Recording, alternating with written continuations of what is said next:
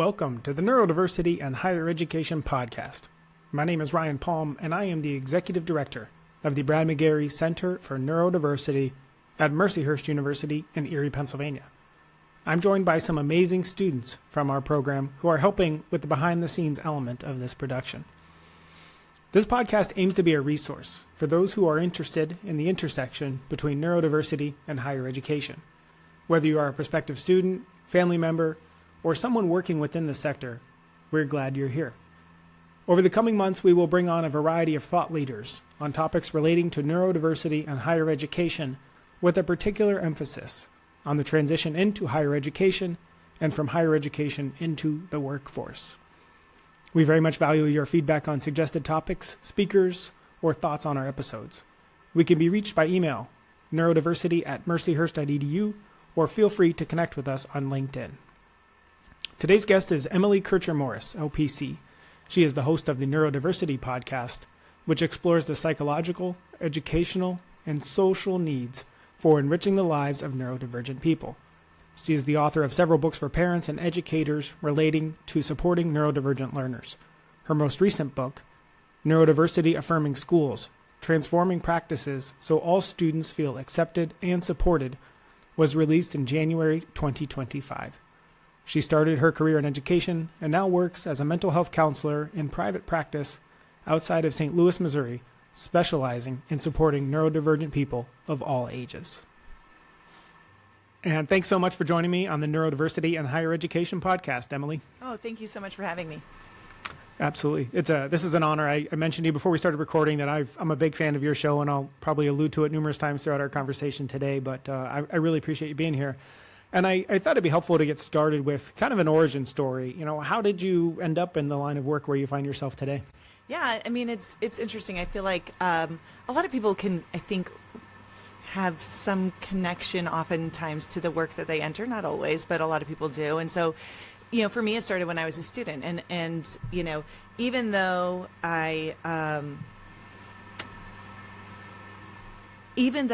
felt like I should have been able to do the work that was provided to me or given to me in school, I really struggled academically. And it's interesting because, you know, my mom was a special education teacher, and so she was always my advocate and had me assessed. And I was actually diagnosed as ADHD when I was in 5th grade. So back in the early 90s, like, that was not happening a whole lot, especially for girls. I always joke, I'm like, that kind of just shows, like, it was pretty obvious that there was something going on. And alongside that, I struggled a lot socially. I struggled a lot. Like, there were lots of things. I was actually diagnosed with ADHD before Asperger's was even in the Diagnostic and Statistical Manual, the DSM. And so sometimes I will share, like, if I were a child today, I don't know if I would have met criteria for autism, but I notice a lot of those traits in myself. So I was also lucky enough to be placed in a gifted education program. So I'm twice exceptional, which refers to people who are both cognitively gifted, but then have another disability layered on top of that. But as I went through school, we didn't have that terminology. The strategies that were put in place for the executive functioning difficulties I had related to ADHD were primarily behavioral, disciplinary things that really didn't actually teach me any skills. And so by the time I finally graduated, I just knew, like, school should not feel that hard for kids. And so I started my career in education. I got my undergrad in elementary education, and I taught in the 3rd grade classroom.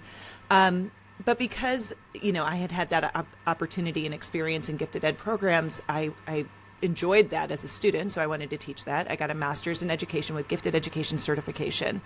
And so I taught for a while in both elementary and middle school gifted ed classrooms, but again, I kind of really loved that social and emotional piece of what I was doing there, so I got a second master's in counseling.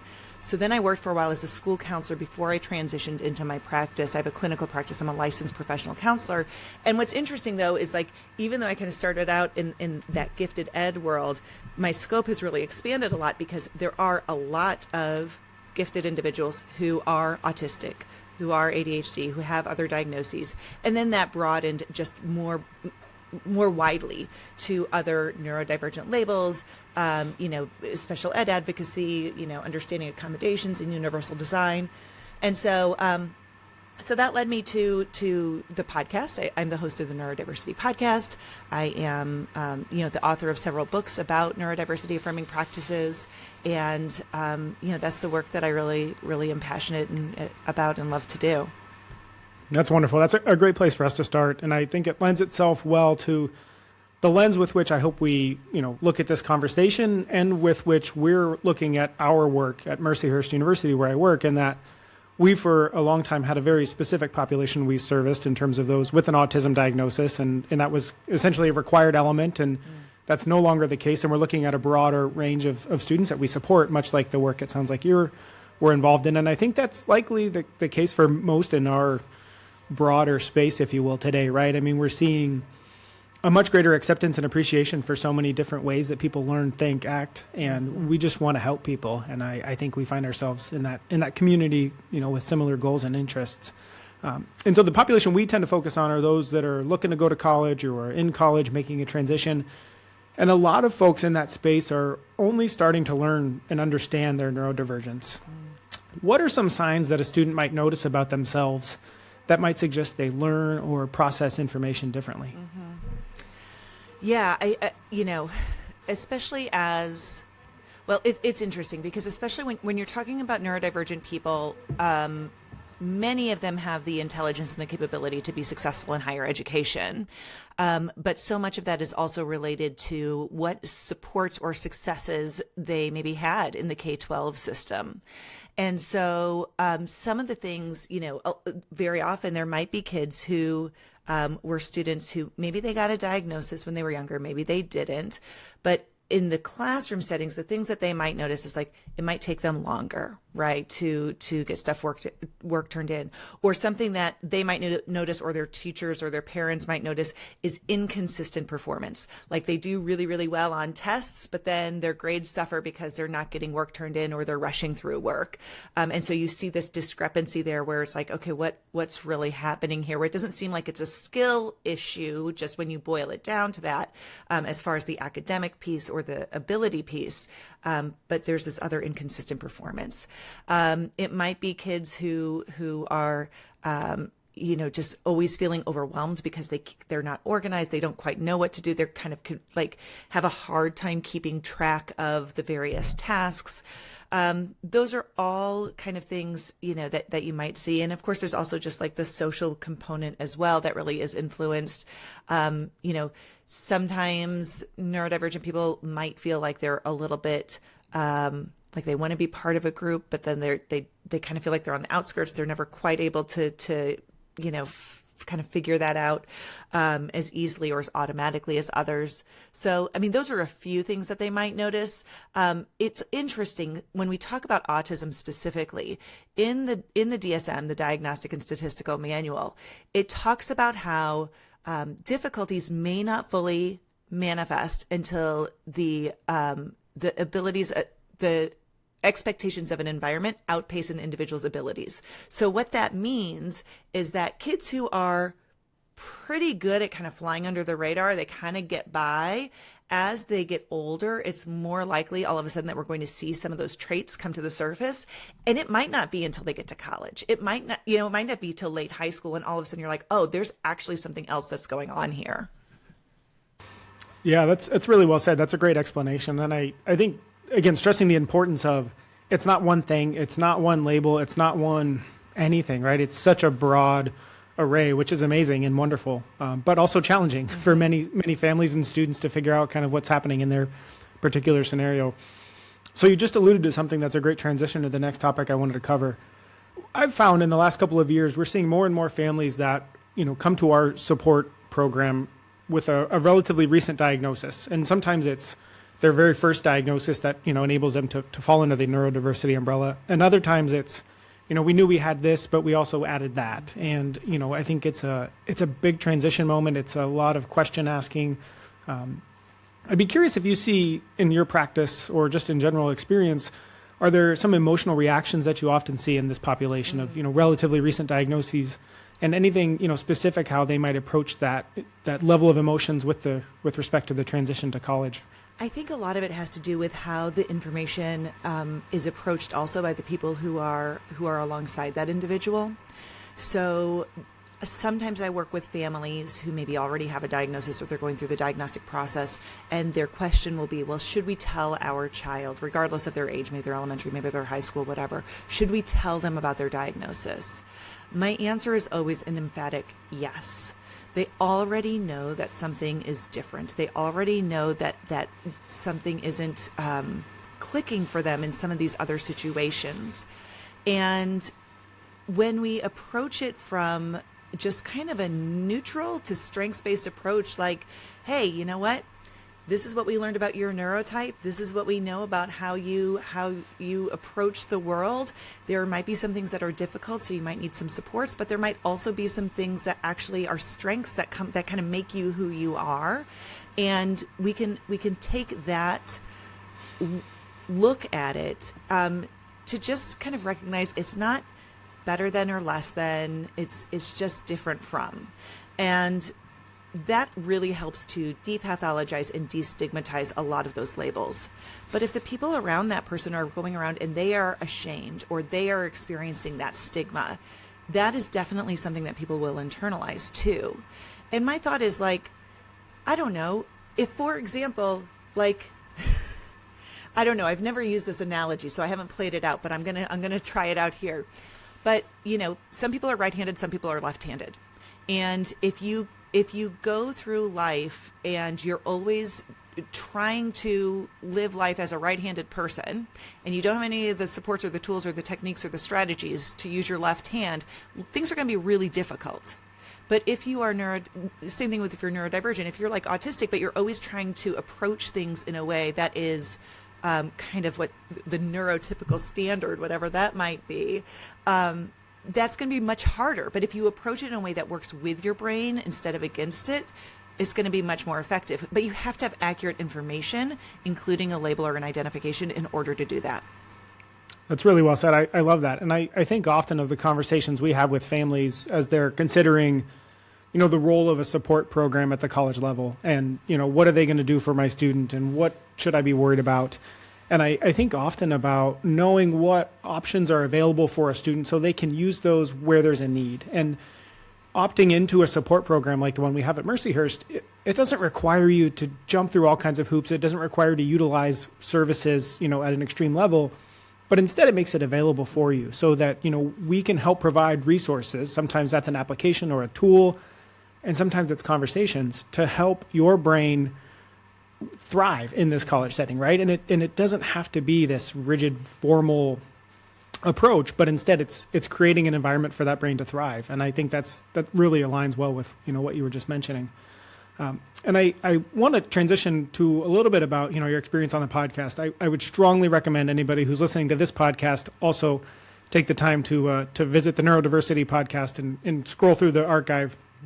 There's articles on so many different topics, to the point where if you're a family of a neurodivergent student, I can almost guarantee there's episodes there that will resonate directly with you. And I'm often, you know, touched by the people that are guests on your show and the empathy and the drive they have to help people. And it's amazing to me. And all different walks of life, providers, educators, support folks, you name it. They all come to, I think, to your conversation and then to the support for students from the same place of they just want to help. Mm-hmm. And I feel like that's where we find ourselves in our support program here at our university. We just want to help, right? We've got 60, 70 students in our program, all of whom have different support needs, and we're just there to help be a resource for them. But the one piece that I think we share in common in our programming with what you talk about on your podcast a lot is this concept of being strengths focused rather than deficit focused, right? Really appreciating the many gifts that neurodivergent people bring to a scenario, to an educational setting, to a workplace.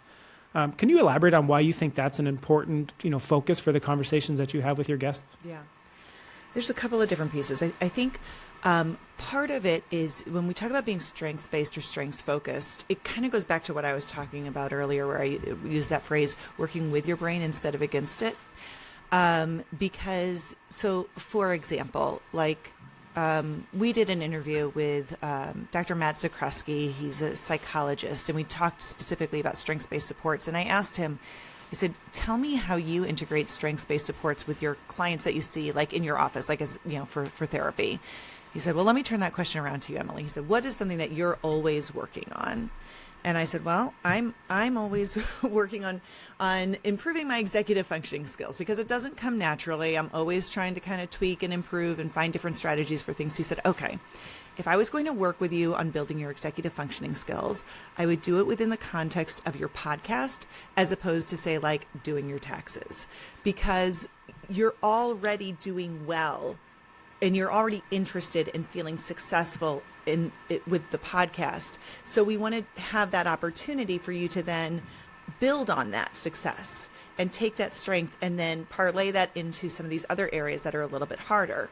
But the other thing is recognizing we want to make sure that it's not just interests that are people's strengths. Some people are better with writing. Some people are better with speaking. Some people are better at like displaying their thinking visually. Are there ways that we can integrate that into different pieces?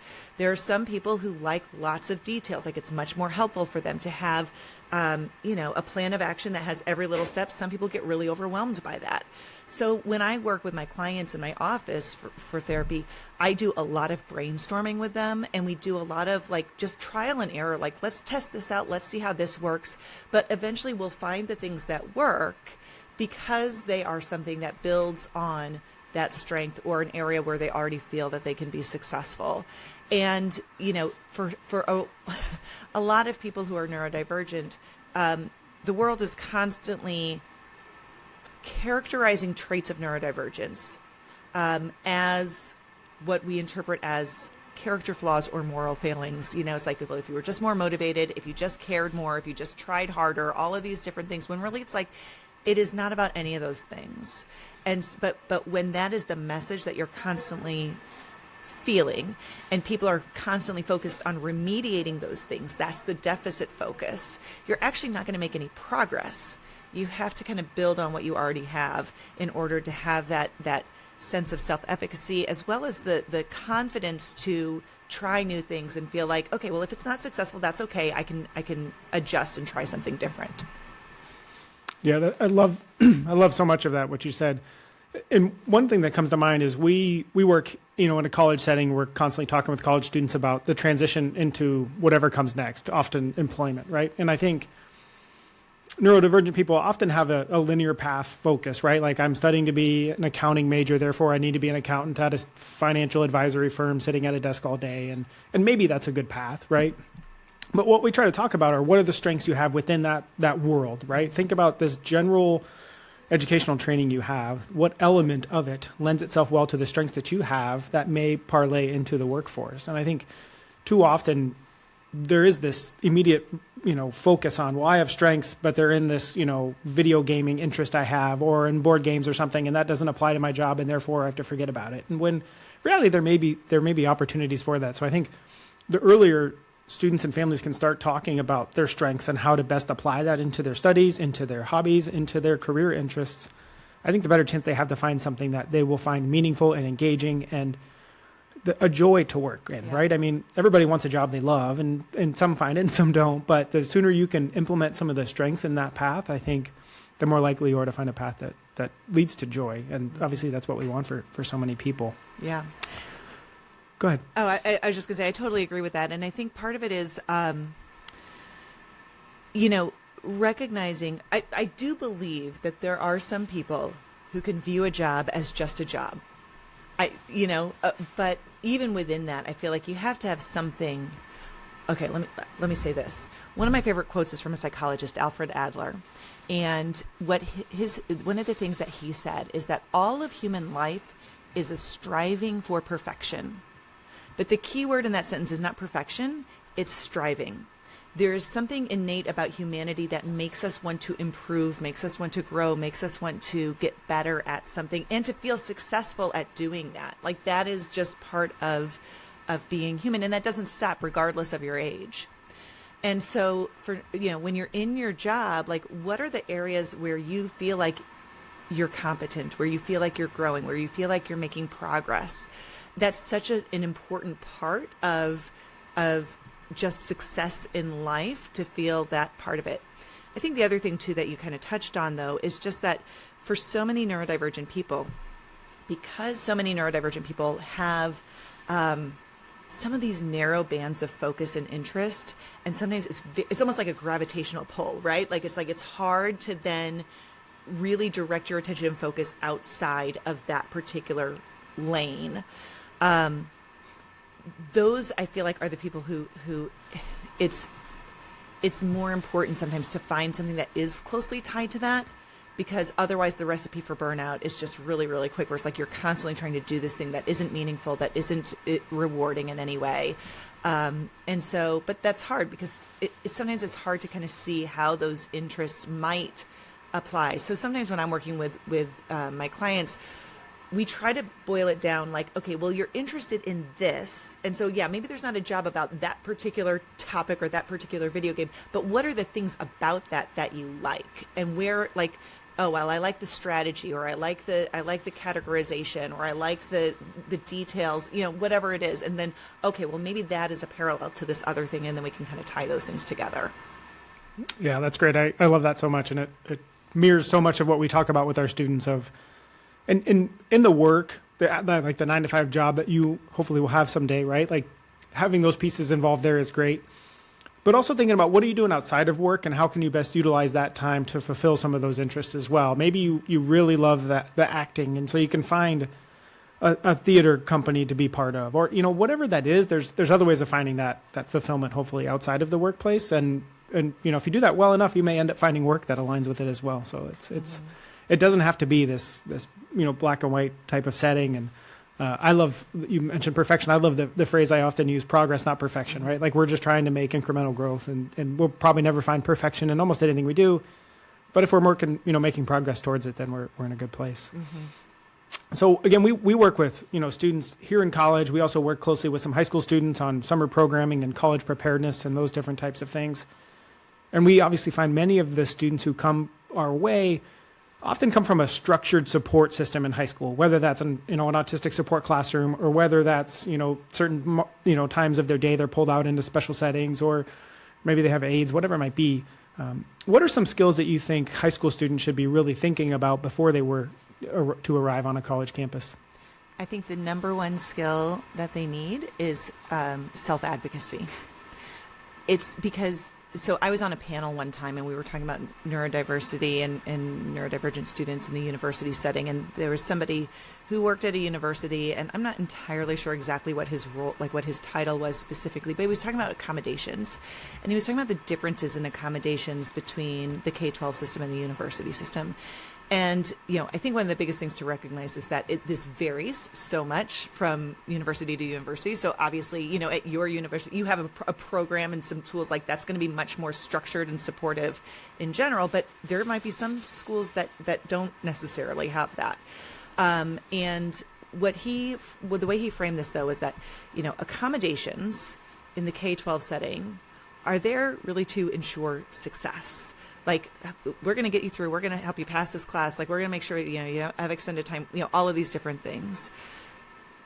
And in the university setting, it really does shift into what really technically is the more accurate description of what an accommodation is, which is to ensure access. And what access means is that the access is available, but then you have to approach it to access it. It's not coming to you.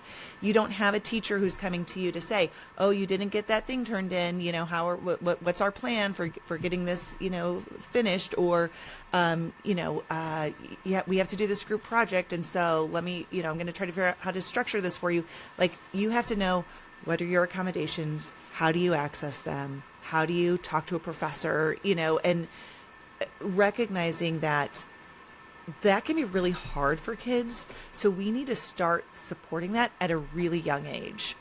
I often talk about this with people, when we talk about self-advocacy, and I encourage people, I'm like, okay, take a minute.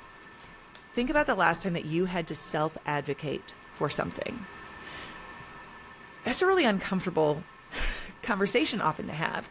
Usually when you are self-advocating, you are thinking about asking for something. So there's some level of vulnerability, something that you're not already getting. Plus, there's some sort of power differential there. Oftentimes you're self-advocating to like a boss or a professor or a teacher or, somebody else. Or even if you kind of are like peers, just because you have to self-advocate, there is some power differential there, right? Like that person has something that they can then either give or withhold. And so we have to like figure out the ways to scaffold that, to support that, to make it, to build that particular skill. And so we need to make sure that we're having those conversations with kids at really young ages, right? What is the way that you advocate best? Do you do it best through writing? Do you prefer to have a phone conversation? Do you prefer to do it in person? How can we help scaffold this? Do we need a script? Like what are the ways to kind of do this? And building that skill just like anything else. And so, once we have that, and then you layer that with the self-awareness of what my strengths and struggles are, those are the foundational pieces for helping someone be successful once they get to the university setting or the workplace, because you have to have those two things in order to then navigate the environment in a way that works for you. Yeah, that's great. We talk about self-advocacy all the time on this podcast, in my everyday work, and any family that I talk with about, how best to prepare their student for the transition to college. And I started to think of it as you were talking, almost like it would be as if you gave a student a bicycle and without training wheels, laying on the ground, and said, you need to ride that bike from here 5 blocks away and you need to do it in 5 minutes. Go, right? Yeah. Having never ridden a bicycle, it's just unrealistic. And so to take a student who spent 4 years in high school having, in many cases, everything put right in front of them, right? Told, do this, do that, go here, do that, to then be expected to land in a college setting and have to do all of that on their own is a major transition, and one that is often overwhelming and challenging. And so the more a family can have those conversations around what that looks like, the better. The simple example I often give families is if a student is not an active listener and participant in an IEP meeting, they should absolutely be doing that, right? Even if they don't say a lot, be there listening, engaged, know what's going on, check with them throughout that meeting, rather than letting them either not attend or sit in the corner on their phone or their iPad or whatever, right? Like, they need to start understanding some of those pieces, those accommodations they have in high school, because many of them may be available for them at the college setting, but nobody's going to knock on their door and say, hey, did you want extended time on the test this week? Nope. Right? You've got to do that on your own. And so I really appreciate your explanation there. So another, big thing that we talk about with families is the idea of disclosure, as in many different ways, right? As part of the college process, as part of the job search process. I know disclosure is something that comes up very often on your show. I've heard many of your guests, have this conversation. So I wonder, from your perspective, what would you offer in terms of, a student who's unsure if they want to disclose their diagnosis, to seek accommodations in college? What kind of insight or advice would you give that student? Yeah. I think at the college level, it's a much safer environment to do that. Colleges have the structure in place in order to make accommodations, even if it's not all the same accommodations that somebody had at in the K-12 setting. And so I feel like, now I know sometimes people will ask, should I disclose this like during the application process? That's, I don't know. I don't know the answer to that one. I think it depends on how it is disclosed. But I think if you feel like you're going to need accommodations, actually, and this is true in the university setting or in the workplace, it's better to disclose before you have an issue than to wait until there's like a crisis. And so, so that would be my thought. It was interesting. I was just having a conversation with a client last week who recently lost his job. He's autistic and ADHD. He is a college student, but he's also working part-time, because he tends to, he has a hard time when things don't make sense to him. And so he questions authority, and he's not trying to be rude, but I think it comes across that way sometimes. And then sometimes he gets emotionally dysregulated. And the thing I notice, I know the long term, right? I've known this particular person since they were in middle school. And there's so much progress that's been made, but also like, you don't ever want it to be an excuse. I totally get that, but it can be helpful as an explanation. And so this person is now going and interviewing for some other jobs, which are similar jobs. And we talked about, it's like, is it worth disclosing this during the interview process? And, it's so hard because there is a lot of stigma and there is a lot of prejudice, and you don't want that to be the reason that somebody chooses not to hire you. But on the other hand, is that the best environment if they're a place that wouldn't hire somebody because they have that diagnosis? Like it's a tricky situation for sure. In general, I don't know. It's like the reality is it can go either way. I wish that we lived in a world where we could be really open about those things and people would understand that and support that.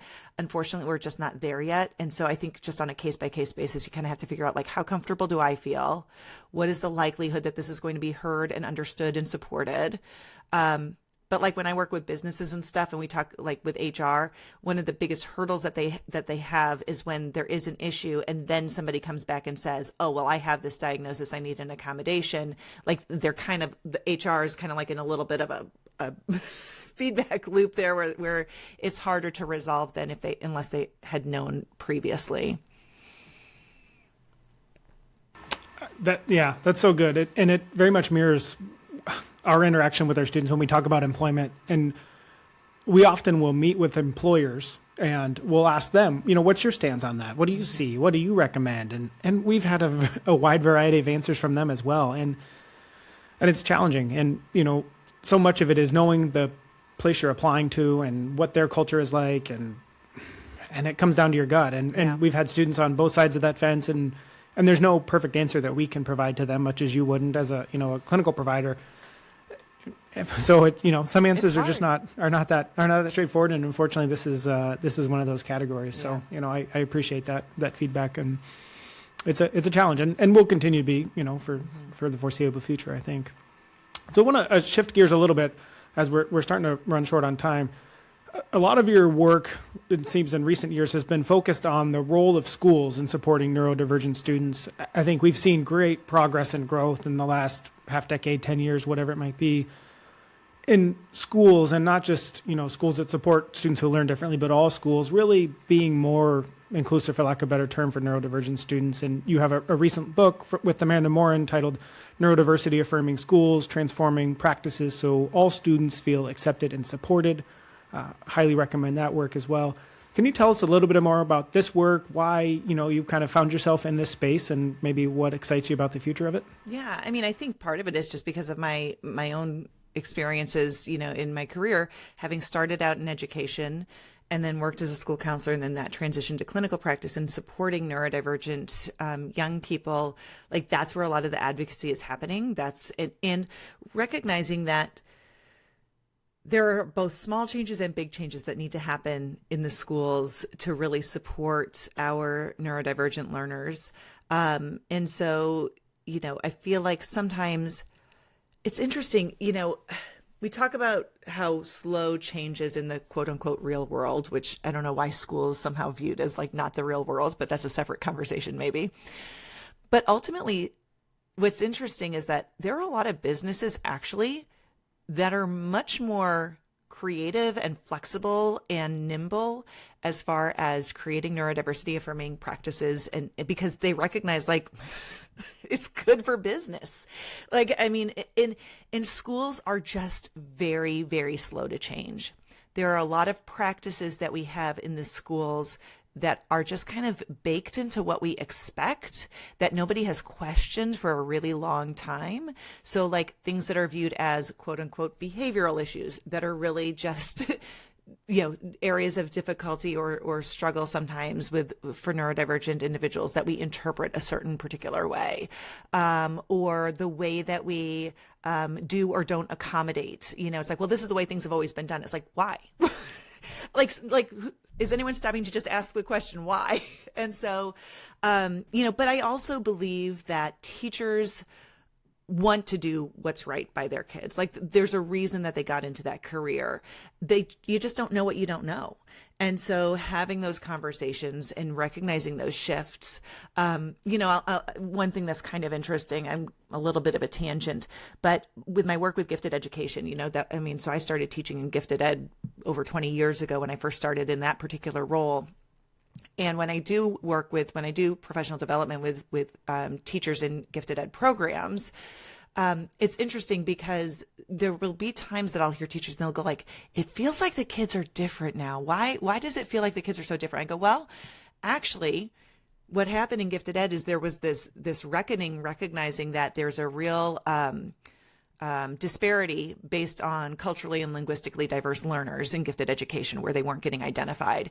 And so the field in general has moved to this process called universal screening, where basically it's not based on teacher recommendation. It's only they test everybody in an entire grade level to catch those kids who have that advanced cognitive ability. Well, you know who else that is finding? It's finding all those neurodivergent kids who are autistic or ADHD who never were going to be referred because maybe their grades don't cut it. Maybe their teachers don't see them as bright, in the same ways. And so, you are getting different kids because it's not just the teacher pleasing, compliant kids who are getting nominated and placed in those programs any longer. But that's okay. That's a good change. Like it should be more inclusive. It should be an environment that is different. But I think it's just a shift. It's a mindset shift that educators need to have. But I know that people are open to it. I mean, and I'll just do one quick little, brag about this. But, our book, Neurodiversity-Affirming Schools, has been out for over a year, and it is still consistently in the top 10 bestsellers of all special education books on Amazon. Consistently. Every once in a while I'll drop a little bit, but that just speaks to the fact that this is information that people want and need in the schools. That's so great. I'm taking a bunch of notes over here. I'm sorry to be looking away, but I have many thoughts on this. And, here at Mercyhurst, we support, college students, obviously, but we're trying to be a greater resource for high school students and their families and even, younger students. We've had instances where we've hosted, middle school groups, and we've made presentations to all different types of schools, knowing that it really just comes down to continued awareness and education. And, you are doing so much of that work and much of what you described. And I can't help but think that each time, a human being, whether they're an educator, whether they're a parent of a student, hears little bits and pieces about neurodiversity-affirming educational practices and support opportunities, it really leads to more and more understanding, awareness, appreciation, and doors opening for people. And that really is so much what I spend a lot of my time speaking with families about, is just helping folks understand that support programs at the college level exist, and that it's okay to have those conversations about what is neurodivergence and how does that play out in the college level. And there's all different shapes and sizes of programs, and that's really what this particular podcast aims to help support families in and finding their path. And yes, we want, lots of folks to look at Mercyhurst in our program, but really there's dozens and dozens and dozens of programs out there. And there's many different support options available, whether that's a support program, whether that's an executive function coach, whether that's any number of different resources. There's lots of things out there. And I think, your book, your podcast does such a great job in trying to help spread that messaging out there, which is really great. And I'm appreciative of that. So as we close, I would love if maybe you would offer one piece, or more if you want, if you're with a neurodivergent high school student thinking about that jump to college, what's maybe one or two pieces of advice that you would offer that student? I think sometimes when I work with high school students who are trying to make that college decision, they get really wrapped up in making the right choice. And what I try to encourage them is to recognize there's no right choice. There are many paths that can be successful for you, whether you're talking about a career path or just like which university, and not to get so caught up in the anxiety about like what's the right decision, because whatever decision you make it will lead you to whatever that next path, whatever that next step is in your life.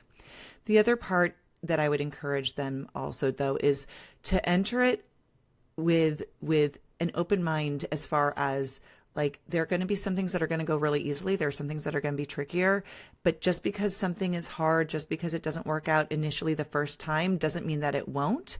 You just have to like try to tweak it, try to do something a little bit different, try to find the supports that are the resources. And you have more strengths than what you probably even realize. And so when you lean into those, you'll find the success that is both meaningful to you, and also is going to lead you to the goals that you have. That's so great. I love that. I think that's a very much a perfect way to wrap up our conversation. I've already mentioned the podcast and the book a bunch of different times, but Emily, I'd love for you to share any other resources you think that would be helpful for the families that are joining us today. Yeah, I mean, those are really the big ones. And so if they want to follow me on social media, that's always great. You can find the Neurodiversity Podcast, or you can find me, Emily Kircher-Morris, and find that community, wherever that might be. Hopefully that'll be not only an asset to neurodivergent kids, but also to the parents and families.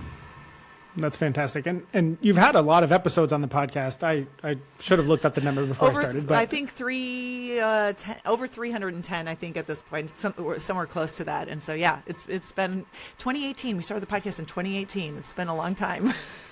That's incredible. So I said it earlier, I think, in our conversation, that wherever you are with your individual circumstance, whether it's you identifying as a neurodivergent person, you have children, family members, whatever it is, there are a variety of episodes in that archive that I think will speak to you. And I've listened to just a few in the last month or two where I often listen when I'm on a walk, and I will literally stop in my tracks at something that somebody says and take out my phone and make a note to, think through that, or read a book that somebody's mentioning. And it's an incredible resource for our community, and I can't highly recommend it enough as a great resource for many people. Emily, thanks so much for taking the time with us today on the Neurodiversity and Higher Education podcast. Yeah, thanks so much, Ryan. Thank you for listening to another episode of the Neurodiversity and Higher Education podcast. We are grateful for you for joining us. If you haven't already, be sure to check out our past episodes, and we would appreciate it if you can rate and review the show on Apple Podcasts, Spotify, YouTube, to help it reach more people interested in this topic. We hope you'll subscribe if you haven't already. Be sure to tell a friend. As always, thanks to Jack and Gia for their support on this episode, and we look forward to seeing you again soon. Friendly reminder to stay tuned for updates from the Brad McGarry Center for Neurodiversity by liking us on LinkedIn or Facebook, and staying connected by show notes for this episode. Until next time, Carpe Diem.